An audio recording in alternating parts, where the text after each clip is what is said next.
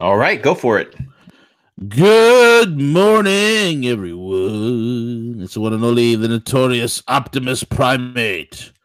Before time began, there was the gorilla.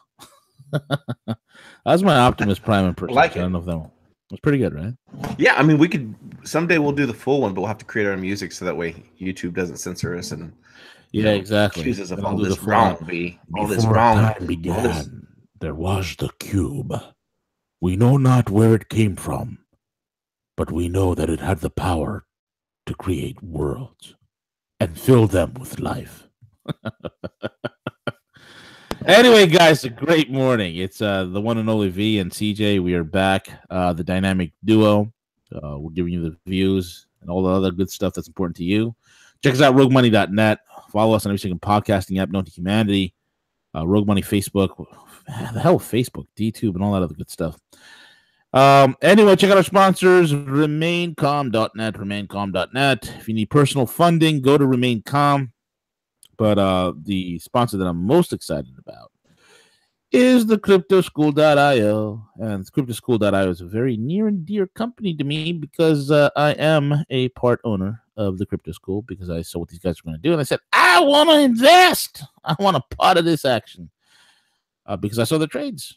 And these guys are crushing it. These guys are crushing it. CJ, I'm going to read off right now for the people because I am the people's champ, CJ. I am the people's champ.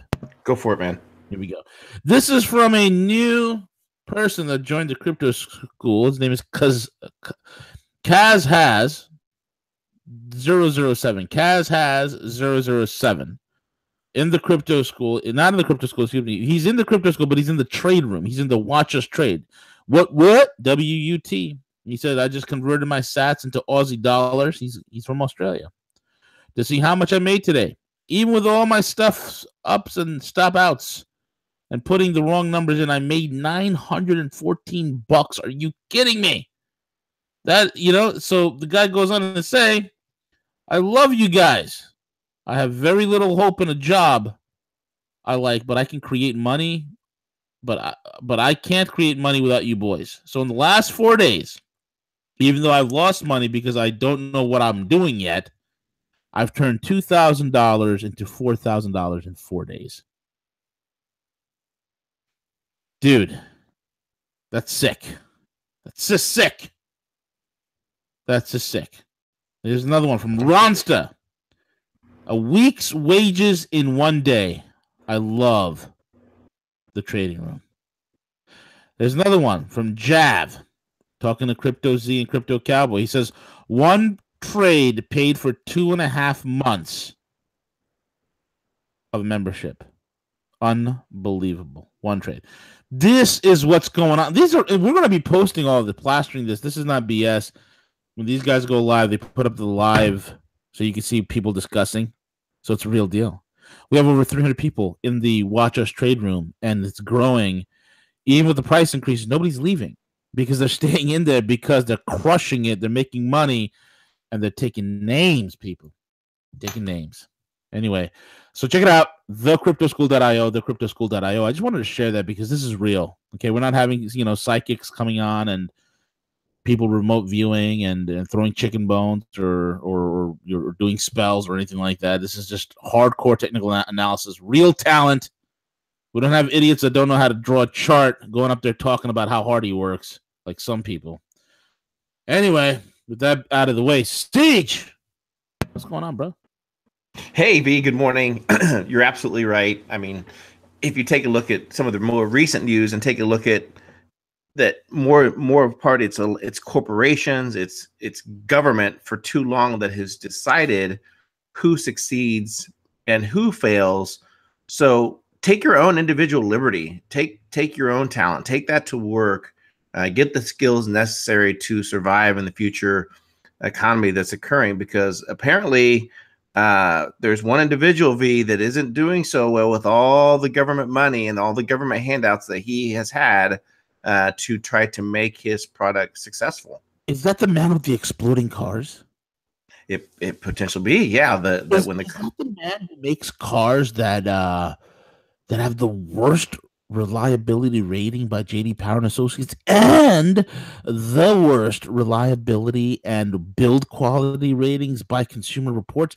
Is that the one who doesn't make a single penny on any car he sells, but loses thousands of dollars on each car he sells, but he's subsidized by the government and he's involved in carbon trading because that's what the business is? It's a carbon trading scamming outfit disguised as a car manufacturer. Are you talking about him? I think I am, V. I think I am. Yes, it could the be. one and only Muskie. It Could is, it be V. Muskie? Good guess. How did you guess?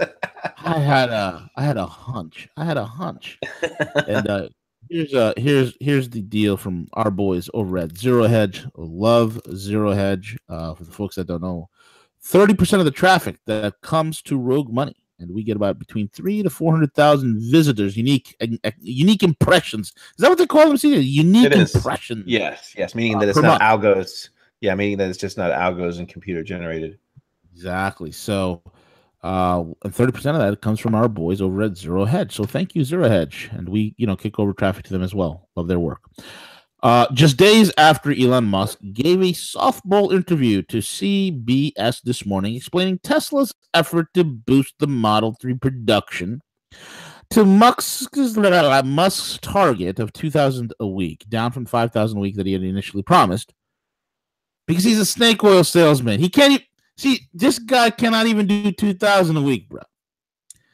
BuzzFeed News, that vaunted news agency, is reporting that the company is temporarily shutting down production of its Model 3 sedan to improve automation. Of course, this comes after Musk famously claimed Tesla was relying too heavily on robots to run its assembly line, a sentiment he echoed in a CBS interview, and that this was at the root of the company's production hell. That's what it is, right? He's too many robots. He can't maintain. Listen to how stupid this idiot is. Okay, Elon Musk is a shyster. He's a shyster. Workers at the factory told BuzzFeed that the announcement of the temporary closure, expected to be only 4 to 5 days, came without warning. And that most workers are expected to use vacation time to stay at home pay during the break. And a few days after Tesla CEO Elon Musk said he's feeling optimistic about his ability to speed up production of the company's vehicles. The assembly line for the Model 3 in the company's Fremont, California plant has been temporarily shut down again.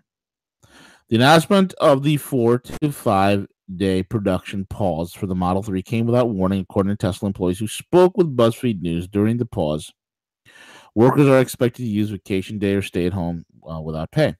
A small number of workers may be offered paid work elsewhere in the factory. A Tesla spokesperson said that the assembly line is on pause in order to improve automation. Improve automation. Think about it. Let's dissect this real quick. Okay, the reason why I target Tesla is symptomatic of many companies. Tesla is symptomatic of the corporate business banking culture that we have in this country. Okay, the corporate business banking culture. Okay, and you have a company that doesn't make any money, that burns through hundreds of millions of dollars per quarter, never turns a profit. The shyster snake oil salesman named Elon the Musk, the Muskie Musk, gets on there, and the Musk gets out there and he starts fumigating the place with his own BS stories, his own made-up accolades. We're gonna go to Mars. And folks, if you believe in that Falcon 5 story that they put a car in space with a space, you got to be out of your mind. That whole thing was faked. Okay, that whole thing was fake. I think the entire SpaceX is a scam. It's another wealth extraction scheme created by a guy who's been pilfering and suckering the public forever.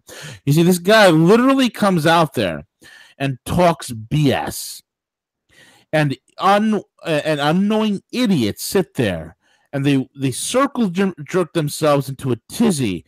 And in some of these Elon Musk Tesla confabs, you have people literally screaming out saying, "Save us, Elon!" Literally. It's sick. So this guy is saying we need to stop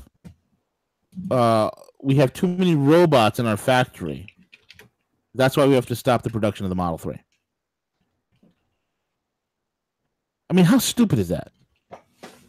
You usually see when they want to improve automation, don't they add more robots?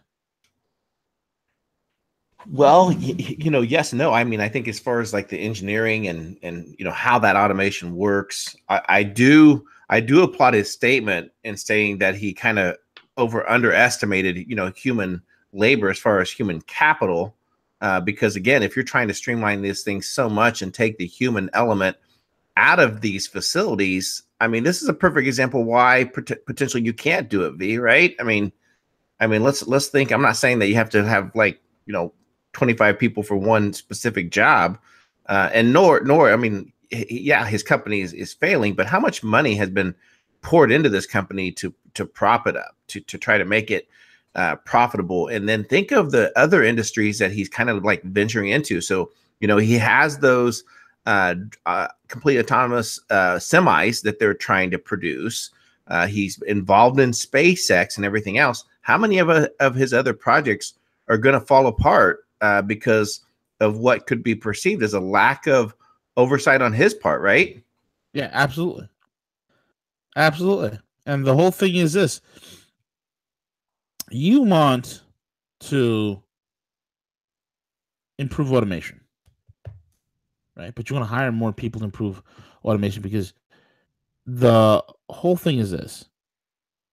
Excessive automation at Tesla was a mistake, to be precise. My mistake. Humans are underrated. It doesn't make any sense. The point of the matter is this. He's starting to realize it takes more than Silicon Valley gum flapping to run a car company. It takes more than that. And his cars are really crappy. Don't ever get into an accident with one, because when that battery breaks, you're a dead man. You're a dead man. And as time goes on, folks, I firmly believe Tesla is a company that's going to have its day very, very soon. But it's just funny that this guy and his moronic Model 3 garbage to go along with his stupid Model X and his Model S garbage cars. I just want Tesla to go down in flames. I really do. I hate them. They suck. They're garbage. He's a con man. The cars are absolute crap. I don't care about your ludicrous mode, 0 to 16, 2.3 seconds. I don't care. It's garbage. Anyway. That is pretty quick, though. That is pretty quick. Like that. It's pretty quick. Granted, you can't go more than 50 or 60 miles, but no, exactly. And you can't. I think the top speed is like 114 or 20 miles an hour, but it sucks, man. Those things can't turn. They're so friggin' heavy. They're, even though you got this rocket launcher type acceleration, because the batteries take no time to put out full 100% power at a touch of a throttle. It's just dumb. You can't turn them. They have no feedback. Like when you're a guy like me who's driven like high performance German cars and muscle cars, and you want feedback. You want that steering wheel to tell you something when you take a corner. You feedback. The chassis. You drive a Tesla, you are in an isolated little chamber. It's like driving a bank vault. You feel nothing. You hear nothing. It's just weird, man. It's just weird. Well, you're right about the safety thing, because there was a Tesla that had a crash and burn. I didn't get, I witnessed it. However, it was here in Indianapolis, and the guy, I believe he may have been intoxicated, but he took off and got airborne, and literally there was no chance of even saving him, because like the firefighters were saying that like it was almost impossible to put out the fire, because those batteries, once they do light up, the burn rate on them, it's just, yeah. And that's what they said firsthand, was that, look, it was almost nearly impossible to put that fire out after a certain amount of time. Yeah. So you worry about that safety risk factor. Yeah, exactly. People ask me all the time, hey, I want a good economical commuter car, man. Dude, I mean, Mazda's making their new Sky Active engines, which are incredible. Their newest ones that are coming out that are going to deliver 80, 90 miles per gallon on gas. It's just insane. So keep a lookout for that, folks. Love what Mazda's doing. Mazda's one of my favorite Japanese car companies, man. Love zoom.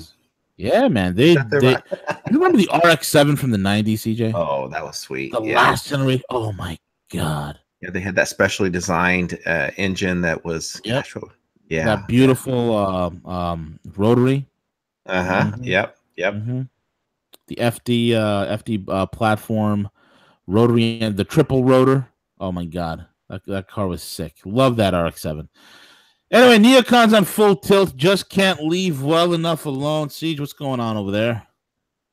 Yeah, well, apparently Israel decided to join in the strikes campaign. So apparently yesterday, there was a air defense system picked up some missiles coming from Israel again, trying to bomb the Homs area in Syria, where they had repeatedly, I believe they struck there a couple of weeks ago as well.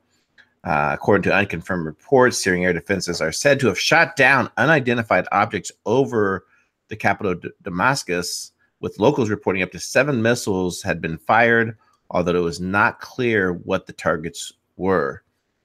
So again, something that we continued to talk about was the fact that, these other players coming into this space after the U.S., Britain, and France had enabled this type of behavior. And it's getting concerning about what potentially is going to happen as far as the escalation occurs in Syria. V. Yeah, exactly correct, my man. Exactly correct.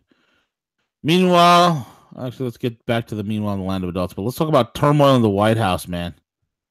Oh, Siege, we warned about this. Go ahead, brother.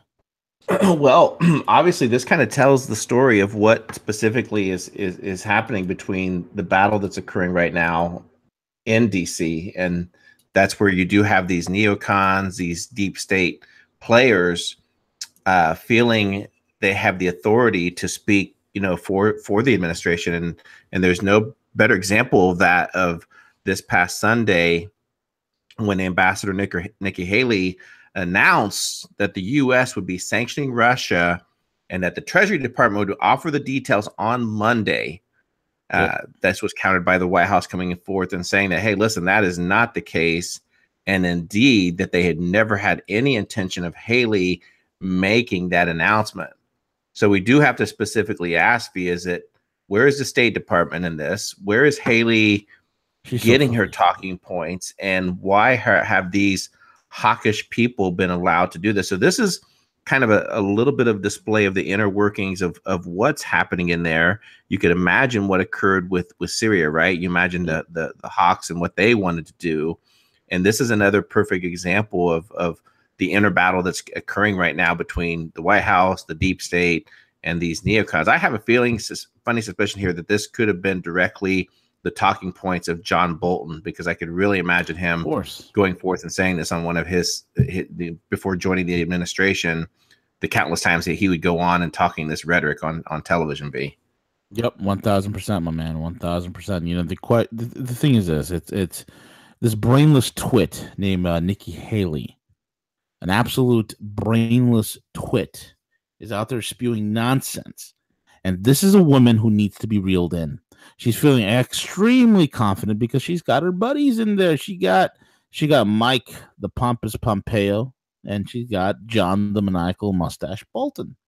So that's giving her all the encouragement. I mean, this is a woman who was quiet for several months when Rex Tillerson, brought her to heel, and so now all of a sudden she's back to full on spewing nonsense and rhetoric, but it's just ridiculous. Yeah. Anyway, no, go ahead.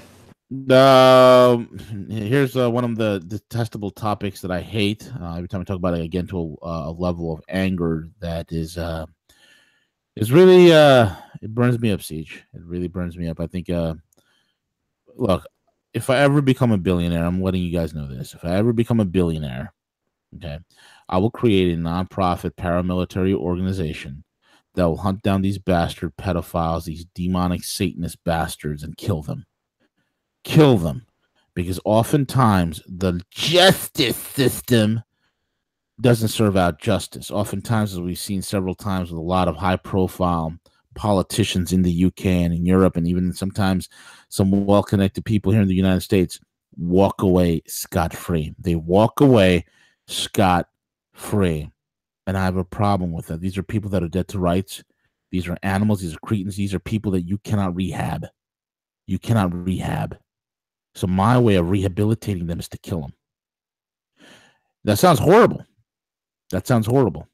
But these are the cretins that are in your government. These are the cretins that are running the world, so to speak. So to speak. So that is my hope. Somebody. I mean, there's plenty of guys that are retired special forces and retired military that will love nothing more. Believe me, I've talked to some of them that would love nothing more than to hunt these bastards down and put a bullet right in their head. You know, the Navy SEALs do this thing called canoeing, where they take a headshot, but it's slightly above where their for the forehead of the victim would be. So when the bullet goes through, it creates a canoeing, like a you know how like a boat ripping through water. Yep. Mm-hmm. Wake. It creates a wake field right on the person's skull. I'd canoe every single one of these bastards, and I'd sleep well at night. I will sleep very quietly at night. Anyway, Siege, one of the founder of the world's largest children's charities, arrested for pedophilia, bro. Yeah, just, again, and a lot of this stuff, has to do with these things have been happening for a long time, V. And as much as the recent actions of the administration and Trump that we were, greatly concerned about, I will give credit where credit is due. And Sean at SGT is one of the first that, really reminds us of that with the videos that he does. So before I jump into this article real quick, I also want to point out that, that the backpage.com, that the CEO, the CFO, the FBI came in and they shut down their entire website, after it was found that it was actually being utilized, for child sex trafficking. So definitely want to send kudos that these things are occurring. Darn well, potentially under a Hillary Clinton administration, these things probably would have been swept under the rug. This particular character is another great example. John Dalglish, who was the United Nations advisor and founder of the Street Kids International charity. He was arrested on suspicion of pedophilia at his home that he was staying in Nepal. During an arrest, 2 young children ages 12 and 14 were rescued from the home. It appears to be there's conflicting information whether they were actually girls or boys that were rescued from it. Now, needless to say, Dalglish is a 60-year-old citizen of Canada who travels the world working with children. Central Investigations Bureau of Nepal Police told Global News that Dalglish is being investigated for child sexual exploitation abuse. And too many times we see that these organizations, time after time, these organizations, whether it's United Nations, these things occur where these individuals will utilize their positions in these organizations, these nonprofits that are supposed to be there to help kids, to protect children, that they truly abuse their position. So we'll follow this one up to see exactly what he gets nailed for. But you're right in your previous statement that there's no rehabilitating these individuals. No. And for him to say that he's facing up to 15 years in prison, that's basically a slap on the wrist compared to probably the countless victims and the lives that this grotesque individual has, the life that he lives in, and the kids that he's harmed. V. Absolutely. 15 years is not long enough. If you're going to go for 15 years, what you need to do is you need to amputate both arms, maybe the leg. Then you castrate them. Remove the entire genitals. Remove all of it. Yeah, and right there, it specifically states right there, not only with his work with one of the world's largest, children's charities, he also worked for the United Nations in various capacities during that lengthy, career. And we darn well know, the documentation that's occurred with the UN and their cover up of child trafficking, all these things that occur once the UN peacekeepers get involved in some of these war-torn countries. Yeah, that's how you have just like in Sean's video over at SGT Report. I recommend everybody go see it. The last 2 videos he did, the pedivores, and this latest one, which is pretty horrific if you see, especially towards the end. these people have slaughtered 18,000 Syrian children and harvested their organs. Okay, 18,000. This monstrosity of human trafficking, this monstrosity of harvesting humans. Look, man, I swear to you, it's coming to the point where we have to kill them. Kill them all. Kill them all. That's what it's going to come down to. Every single one of these globalist elitists who are involved in this, you don't question them. You don't sit there and have a trial. You just put a shotgun to their face and blow their head off and make the others watch while you do it. Like, I have such a pure and perfect hatred towards them. It's a pure and perfect anger. Anybody who does this to small children is not human, is demonic. And every fiber in my being, everything, makes me want to put an end to them. I mean, it's just ridiculous. Sick of it, man. Sick of it. Yeah, absolutely. We have the Saker. He has a new article up, and we got to get the Saker back on, man. Yeah, I sent him an email this morning to help, detail his latest blog that came out. Zero Hedge featured it as well, where he kind of maps out that, alas, that this is far from over, in terms of his perspective, and he gives a great job of breaking down the summary of events, leading up to the Syrian strikes, and then potentially kind of plays it out geopolitically on, Russia, their prerequisites for, counteractions, whether it's political, economic, military. I know that I wouldn't do justice to this article, but that's why I want to get the Saker on so he can walk us through it. Yeah, absolutely, man. This is it's a very, very straightforward article. We need to get him on to run the gambit of the entire thing of what's going on. And folks, if there's a time right now that we've ever needed an anti-war movement, this would be the perfect time. This would be the perfect time. But where are the real liberals? Where are they at? Where's the real anti-war movement? Where are they at? Where are they at? You see, the left has gone way far left. They've crossed the precipice into identity politics. Once they've crossed that precipice, identity politics is what leads to Nazis. So they've become Nazified and vicious. Nasty, nasty, and vicious. Anyway, CJ, meanwhile, in the land of adults, as Presidents Vladimir Putin, Hassan Rouhani of Iran, and Recep Tayyip Erdogan, the turd in the hummus bowl himself, met in Ankara for a second Russia-Iran-Turkey summit on the future of Syria. Moscow hosted its 7th International Security Conference attended by defense ministers from a dozen nations. Crucially, China sent not only a high-ranking delegation to Moscow, but most of all, the loud, clear message. General Wei Fenghe, the new Chinese defense minister, side by side with Russian counterpart Sergei Shoigu, said the Chinese side came to let the Americans know about the close ties between Russian and Chinese armed forces. Shoigu, for his part, underlined the special character of the Russia-China partnership. Meanwhile, while we're going up there, tearing up the world, doing shenanigans and fighting amongst ourselves, trying to excise the tumor that is the deep state, the rest of the world marches on with the integration of the Eurasian Trade Zone, or the Eurasian Economic Zone, as well as the One Belt, One Road initiative. All these things are coming to pass, and all the while they are ready to embrace us and bring us in.